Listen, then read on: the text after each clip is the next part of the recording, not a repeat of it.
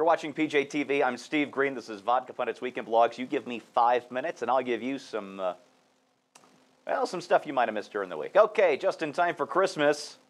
It's Global Warming Santa. Yeah, warms your heart, doesn't it? That's from David Suzuki Foundation in Vancouver, where they're scaring the kids because, well, the grown-ups, we know they're lying. Number 9, Tina Brown. Yeah, editor of Newsweek, super liberal, all that, yeah. She thinks the president doesn't like being president. Here she is on Morning Joe. What has happened to this president, the president from Hope and Change? What has happened?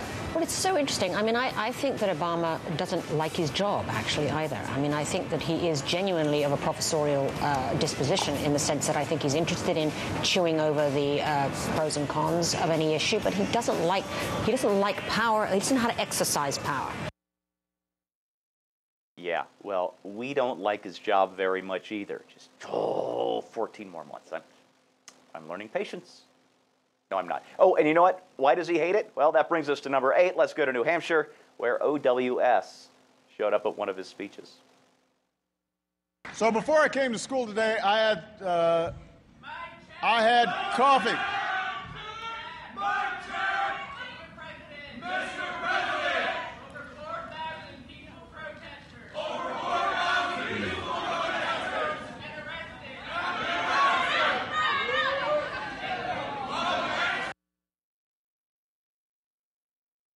Look at that, heckled, and he's got nothing. He's doing the teleprompter not even when he's not reading off the prompter.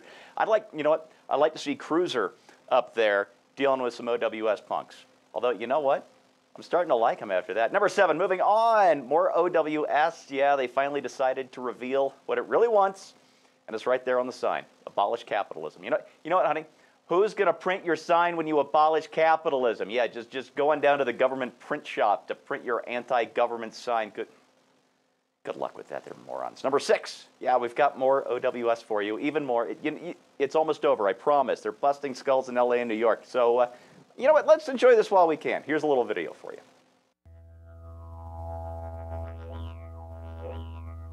How can I transcend the boundaries of a gallery system and have a direct dialogue with the local community as a critical component of a work of art?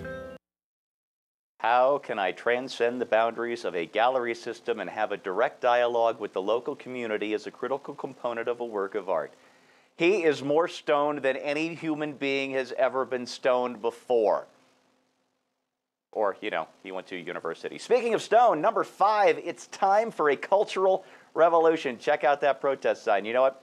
That poor girl racked up $200,000 in student loans from a university that didn't teach her the Cultural Revolution killed 1 million Chinese dissidents.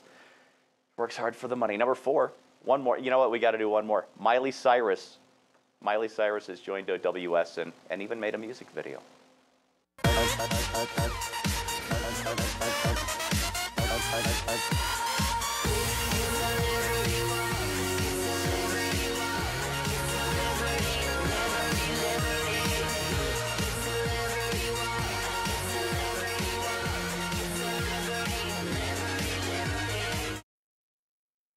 Yeah, you know what? I don't think that's the best part of the video. Can we run the other one, the later one? Run the right one this time. All right, you ready? Okay, here we go. Here's the right one.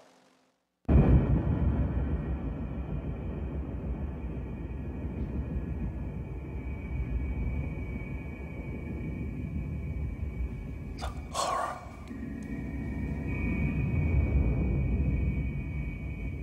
Horror. All right, that brings us to the tweet of the week. It's just some guy I'd never heard of talking to Andrew Breitbart, and he says, "Mr. Breitbart, why don't you listen to a new song by Miley Cyrus called Liberty Walk and become enlightened as a person?" As a person, you know what? I think as a person is what makes it, don't you? No. Number 2, scary-ass chart of the week. That is all the money the Fed handed out to banks during the crisis in the billions. Yeah, Morgan Stanley up at the top, $108 billion. You ever try to get a home equity loan? Remember how hard that was?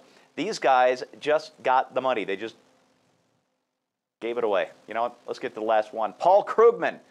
He wants to raise taxes on everything. The rich, on the middle class, hike payroll taxes, a tax on financial transactions. And, oh, you know what? Hang on. There's one he left out of his column, but he did mention it on This Week. Let's take a look at that. It's Paul Krugman last Sunday on This Week, talking about taxes. I would put a tax on all people who stand in water.